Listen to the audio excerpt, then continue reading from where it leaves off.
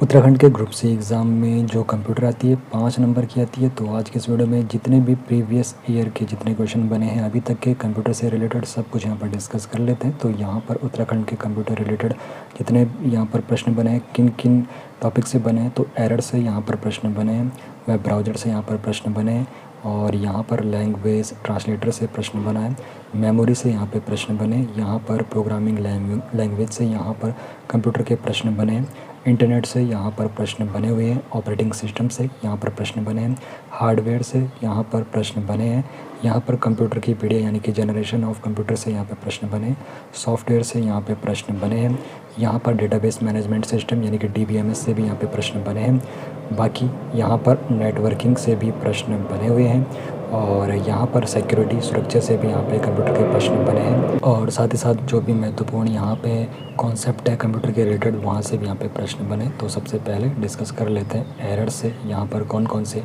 Previous year के question यहाँ पर बने हुए हैं, उनके यहाँ पे आंसर भी आप लोग जान लोगे। तो यहाँ पर कंप्यूटर प्रोग्राम में त्रुटि को क्या कहते हैं, तो यहाँ पे सीधा पूछ सकता है कंप्यूटर प्रोग्राम में त्रुटि को क्या कहते हैं, तो एरर कहते हैं। और यहाँ पर जो कंप्यूटर प्रोग्राम में जो त्रुटि होती है यानी कि एरर होता है उसको क्या कहते हैं, बग कहते हैं। तो यहाँ पर एक प्रश्न तो आपका यहाँ पर सीधा बन गया, कंप्यूटर प्रोग्राम में त्रुटि यानी कि एरर को क्या कहते हैं, बग कहते हैं। इससे आपका ये प्रश्न बन सकता है। उसके बाद यहाँ पे वेब ब्राउज़र से आपके क्या क्या प्रश्न बन सकते हैं, तो वेब ब्राउज़र से यहाँ पर सबसे पहले तो यहाँ पे आपको वेब ब्राउज़र की परिभाषा जान लेनी है। इंटरनेट उपभोक्ताओं को वेब पेज देखने में क्या करता है, जो वेब ब्राउज़र होता है इंटरनेट उपभोक्ताओं को वेब पेज को देखने में ये सहायता करता है। और यहाँ पर वेब ब्राउज़र के काफ़ी ज़्यादा एग्जाम्पल है। आप लोग गूगल क्रोम का इस्तेमाल ज़रूर करते होंगे, तो वो भी क्या है, वेब ब्राउज़र का एक उदाहरण है। साथ ही साथ वेब ब्राउज़र के और भी कई उदाहरण हैं, जिसमें मोज़िला फायरफॉक्स है, इसमें गूगल क्रोम आप लोग काफ़ी ज़्यादा यहाँ पे इस्तेमाल भी करते होंगे अपना गूगल क्रोम, तो ये भी वेब ब्राउज़र का उदाहरण है। ओपेरा मिनी वेब ब्राउज़र का उदाहरण है। इंटरनेट एक्सप्लोरर यहाँ पे ये भी पूछ सकता है कि क्या ये वेब ब्राउज़र का उदाहरण है, तो ये भी वेब ब्राउज़र का उदाहरण है। उसके बाद लाइनक्स LYNX ये एक ऑपरेटिंग सिस्टम है, लेकिन यहाँ पे जो वेब ब्राउज़र है ये है LYNX, तो स्पेलिंग का आप लोगों को विशेष ध्यान रखना है। तो ये LYNX लिनक्स ये भी एक वेब ब्राउज़र है। और कौन से वेब ब्राउज़र है, तो बैरू ये भी एक वेब ब्राउज़र है, और मोज़ेक भी यहाँ पर एक वेब ब्राउज़र है, और यहाँ पर नेटस्केप नेविगेटर ये भी एक वेब ब्राउज़र है। तो वेब ब्राउज़र के इतने उदाहरण आप लोगों ने देख लिए, और इनमें से यहाँ पे 4 ऑप्शन आपको दे सकता है, जिसमें से 3 सही होंगे और 1 गलत होगा। तो इस प्रकार आप लोगों से वहाँ पर सवाल पूछ सकते हैं, या फिर 1 सही होगा और 3 वहाँ पर गलत होंगे। तो इस प्रकार आप लोग वहाँ पे आपके इस प्रकार सवाल पूछे जा सकते हैं। बाकी यहाँ पर ये वेब ब्राउज़र जो है इनके मैंने आप लोगों को एग्जांपल यहाँ पे बता दिए।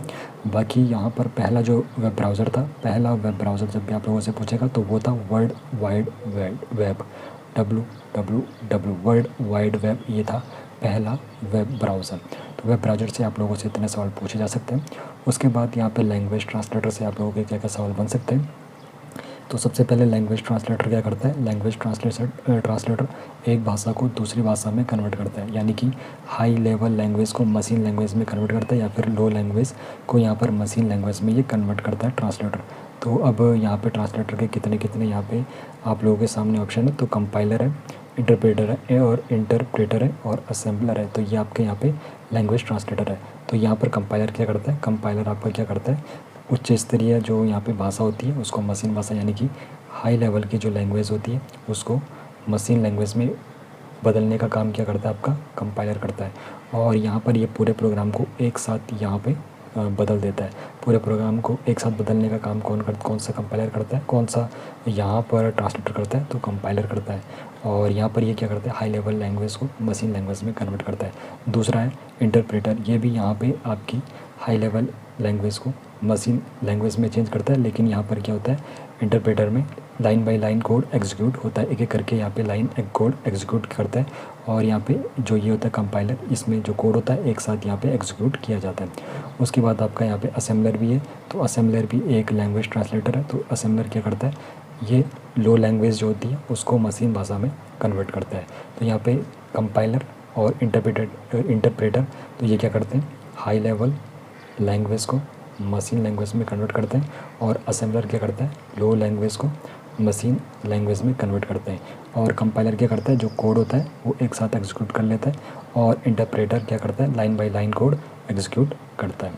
बस आपको इतना ही इसमें यहाँ पे ध्यान रखना है। ये जितना भाषा अनुवादक यानी कि लैंग्वेज ट्रांसलेटर से आप लोगों से इतने ही सवाल पूछेंगे।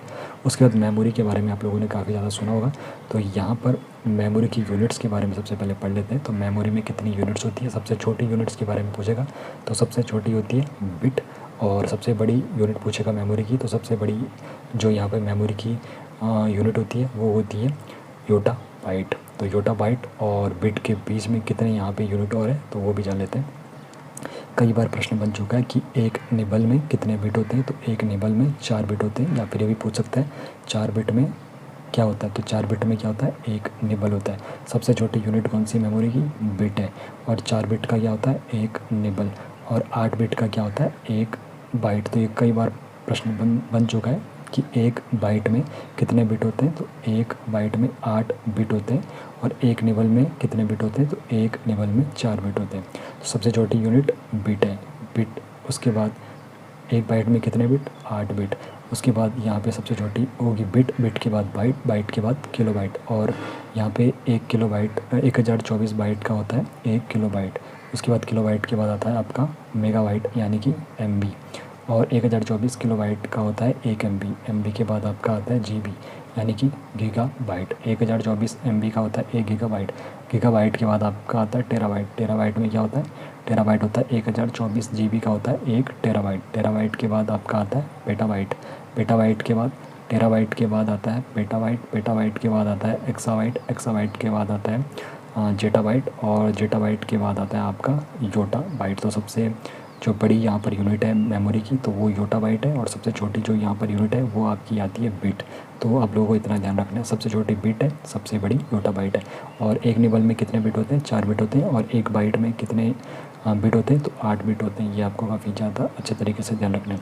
तो यूनिट्स में आप लोगों को बस इतना ध्यान रखना है। उसके बाद यहाँ पे मेमोरी के कितने प्रकार होते हैं, तो मेमोरी आप लोगों की एक होती है प्राइमरी जिसको प्राथमिक मेमोरी भी कहते हैं, और दूसरी आपकी होती है सेकेंडरी जिसको द्वितीय मेमोरी कहते हैं। तो प्राथमिक मेमोरी आपकी कौन कौन सी है, सबसे पहले आप लोगों की प्राथमिक मेमोरी आती है रैम, रोम, और कैशे मेमोरी और रजिस्टर। तो ये सारी आपकी प्राथमिक मेमोरी जो आपकी प्राइमरी मेमोरी है वो उनमें आती है। तो रैम में आप लोगों को क्या क्या सवाल बन सकते हैं, तो रैम आपका क्या है, एक वोलेटाइल यानी कि परिवर्तनशील और अस्थायी मेमोरी है। वोलेटाइल आप लोगों को ध्यान रखना है, रैम एक वोलेटाइल मेमोरी है। रैम की आपकी वोलेटाइल यानी कि परिवर्तनशील मेमोरी है। उसके बाद यहाँ पर डेटा लाइट जाने पर चला जाता है। जब लाइट जाती है तो रैम का जो डेटा होता है वो चला जाता है। उसके बाद प्रेजेंट टाइम मेमोरी ये है। उसके बाद कंप्यूटर की याददाश्त इसको कह सकते हैं। उसके बाद इसके जो एग्जांपल है रैम के, तो यहाँ पर रैम के आप लोगों को प्रकार के बारे में आपको बताऊँ तो एक स्टैटिक रैम है और एक डायनेमिक रैम है। ये आप लोग इसको याद रख सकते हो। एस रैम और डी रैम इसके एग्जांपल है। रैम से आप लोगों को बस 2-3 चीज़ ध्यान में रखनी है। रैम वोलेटाइल है यानी कि परिवर्तनशील है, डेटा लाइट जाने पर चले जाता है, और प्रेजेंट टाइम मेमोरी है, कंप्यूटर की याददाश्त रखने का काम करता है। उसके बाद यहाँ पे एस रैम और डी रैम इसके यहाँ पर एग्जांपल है। उसके बाद आपका अगला आता है रोम। तो रोम यहाँ पे रैम हमारा वोलेटाइल है तो रोम क्या होगा, रोम हमारा नॉन वोलेटाइल होगा। तो रोम क्या होता है, रोम की फुल फॉर्म क्या होती है, रीड ओनली मेमोरी, और रैम की रैंडम एक्सेस मेमोरी। रोम का यहाँ पर नॉन वोलेटाइल है और डेटा स्टोर यहाँ पर ही रखता है। और इसका जो यहाँ पे प्रकार है, एक पी रोम है यानी कि P ROM, E P ROM जो यूवी रेस होती है, और ई पी रोम इलेक्ट्रिकल यहाँ पर रहता है। तो E P ROM, P ROM, E P ROM ये इसके यहाँ पर प्रकार है। उसके बाद कैशे मेमोरी की होती है। कैशे मेमोरी सबसे तेज़ मेमोरी होती है। रजिस्टर के बाद ये सबसे तेज़ मेमोरी होती है। और रैम की गति बढ़ाने के लिए किसका इस्तेमाल होता है, कैशे मेमोरी का। और उसके बाद रजिस्टर है। तो रजिस्टर सीपीयू में यहाँ पर ये स्थित होता है। रजिस्टर कहाँ स्थित होता है, सीपीयू में। और सबसे तेज़ एक्सेस का समय यहाँ पर इसका रहता है, रजिस्टर का। उसके बाद मेमोरी से आप लोगों के लिए बस इतना ही रहेगा। प्राथमिक मेमोरी में आपका इतना आ गया, रैम, रोम, कैशे मेमोरी और रजिस्टर। उसके बाद यहाँ पे द्वितीय सेकेंडरी मेमोरी में आपका क्या क्या आएगा। सेकेंडरी मेमोरी में आपका आ जाता है यहाँ पर सीडी जिसे कॉम्पैक्ट डिस्क कहते हैं, डीवीडी जिसे डिजिटल वर्सेटाइल डिस्क कहते हैं। उसके बाद ब्लू रे डिस्क आपका यहाँ पे सेकेंडरी मेमोरी है। उसके बाद हार्ड डिस्क आपका यहाँ पर सेकेंडरी है। उसके बाद फ्लॉपी डिस्क भी आप लोगों का यहाँ पे सेकेंडरी है। पेन ड्राइव आपका सेकेंडरी है। उसके बाद मेमोरी कार्ड आप लोगों का यहाँ पे ये सेकेंडरी है। तो सेकेंडरी मेमोरी में आप लोगों को बस इतना ध्यान रखना है, और प्राइमरी मेमोरी में भी आप लोगों को इतना ध्यान रखना है। उसके बाद यहाँ पर आप लोगों ने टाइप देख लिए हैं, और डिस्क के प्रकार भी एक बार देख लेते हैं। तो यहाँ पे कितने प्रकार के डिस्क है। एक ऑप्टिकल डिस्क जिसमें आपका सीडी, डीवीडी, ब्लू रे, सीडी रोम ये आता है। और ये आपका ऑप्टिकल, ये आपका होता है ऑप्टिकल डिस्क। और ऑप्टिकल डिस्क के बाद दूसरा होता है मैग्नेटिक डिस्क। मैग्नेटिक डिस्क में आपका आता है फ्लॉपी डिस्क और हार्ड डिस्क। मैग्नेटिक डिस्क में आपका आएगा फ्लॉपी डिस्क और हार्ड डिस्क। और ऑप्टिकल डिस्क में आएगा CD, DVD, ब्लू-रे और CD-रोम।